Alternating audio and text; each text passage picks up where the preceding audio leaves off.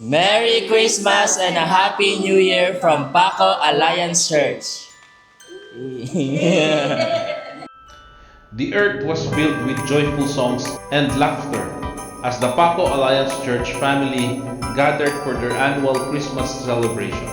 Merry Christmas sa matag usa karon ang adlaw sa atong pagsaulog sa Christmas party sa Paco Alliance Church. Colorful lights twinkled across the sanctuary, and the scent of native delicacies floated through the air.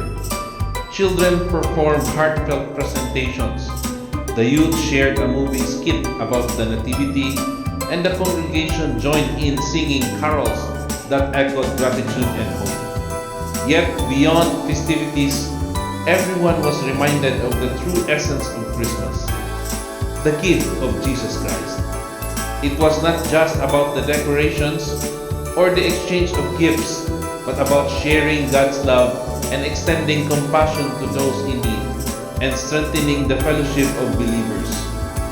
That day, hearts were renewed with peace and joy as the church celebrated not just a season, but the Savior himself. Ang Pasko, wala nagamatter sa mga material nga butang, sa mga unsa man nga decoration. Para sa ako ang pagsaulog na to sa Pasko, maogyod ang tinuoray nga paghigugma sama sa paghigugma ni Jesus Christ nga nagpakatao siya dinhi sa kalibutan para ikaw ug ako makabaton og paglaom. Ikaduha, maogyod ang paghatag tungod kay si Jesus Christ mo ang pinaka the best nga gihatag para sa atoa. Dili ka mag-uol if wala kay nadawat. Tungod kay nadawat na nato ang pinakabililhon nga gasa, nga regalo nga mao si Jesus Christ nga gipakatao diri sa kalibutan tungod og alang sa ihang dakong gugma kanimo ug kanako. Sa ato ang tanan, Merry Christmas. Ang Pasko mao ang paghinomdom sa gugma sa Dios nga gipadayag pinaagi kang Ginoong Hesukristo. Sa iyahang pagpakatao, gidala niya ang paglaom, kalinaw ug kaluwasan sa kalibutan.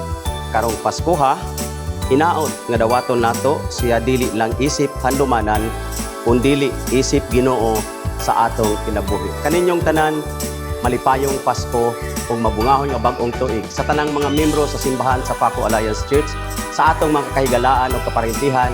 Gusto mo nako malipayong Pasko ug mabungahong bag-ong tuig.